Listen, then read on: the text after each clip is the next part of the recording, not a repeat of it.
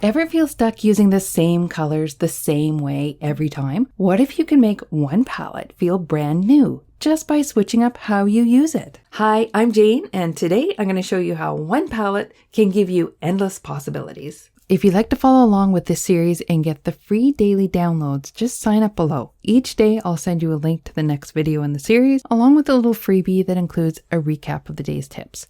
Perfect for building your own color workbook as we go. Today we're exploring a super fun way to get more variety and interest from just one color palette, by rotating your colors to create lots of different looks. When you pick a palette, you might think it's just one fixed set of colors for your whole project, but actually you can create so much more visual interest just by changing the order in which you use those colors in your granny squares. Rotating color means you use the same group of colors but switch up their orders in different squares. Sometimes you follow the same sequence with the same colors beside each other, and other times you mix it up and go completely random. Either way, it keeps things fresh and exciting. By rotating your colors, each square gets its own unique look, even though it's made from the same palette. This technique lets you build a cohesive project that still feels dynamic and playful. You can try doing a simple rotation, like shifting every color by one round each time you start a new square, or you can really shake it up by mixing colors randomly while sticking to your chosen palette. Both ways create a rhythm and flow that your eye loves, and it's kind of up to you. Do you like things in order, or do you like things a little more random? You'll see how this plays off the idea of using color to emphasize geometry and elements in your design. By rotating the colors through the rounds in each square, you get to see a different part of the square being emphasized. All colors get to try every one of the rounds. This idea also helps you avoid color fatigue, where things feel repetitive or boring. Instead, every square feels like a little surprise, while the overall look stays harmonious. It's also a great way to make your palette go further.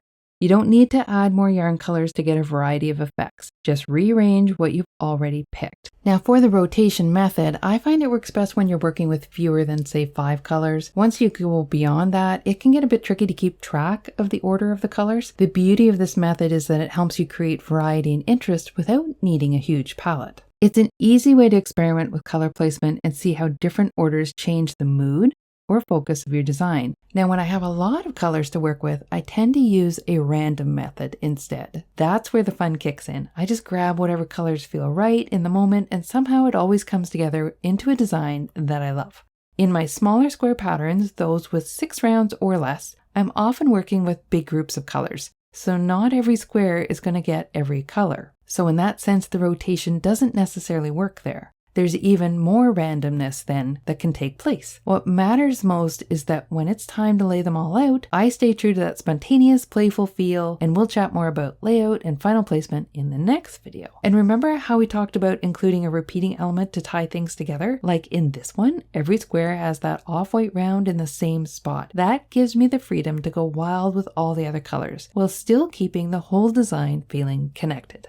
See how these ideas all play off each other? This simple palette of blues, when we talked about color and mood, shows you that by rotating the colors, you can shift the mood from a vibrant, bold one to a soft and gentle one. And by using both the squares, you can give your project lots of character and personality. Here we are, telling our story through color again. It doesn't matter how simple or detailed your square is to get the most out of rotating your colors. A simple granny square made up of just circular shapes might seem basic at first, but by shifting your colors around, each square starts to feel unique. It's a great way to get more out of one design and make your project look thoughtful and full of movement without making things complicated. So here's your color challenge for today. Pick one palette you love and make a few small squares each time rotating the color order. Put colors that you like beside each other and then just keep that order for all of the squares. Try a few with a steady rotation and then try a couple that are completely random and see what you get. Take a moment after each to notice how the change in color order affects the look and feel. Which sequence do you like best? Which feels more playful or calming? Or maybe you just want to use them all, which is often what I do. This simple trick can open up new ways to play with color, making your crochet projects feel fresh and full of life without needing extra colors or complicated patterns. It's kind of like a little game, especially if you like puzzle work. Thanks so much for watching. It's amazing how much variety you get from just one palette, right? And remember, if you'd like to follow along with the full series, sign up below and I'll send you a new video each day straight to your inbox. along with a free printable to go with that day's color tip. It's an easy way to stay inspired and build your color confidence one day at a time. Join me tomorrow for our final video where we'll pull all of it together. We'll talk layout, arrangement, and that all-important big picture. We'll explore how color and placement turn your squares into something truly beautiful. And I can't wait to show you. See you there!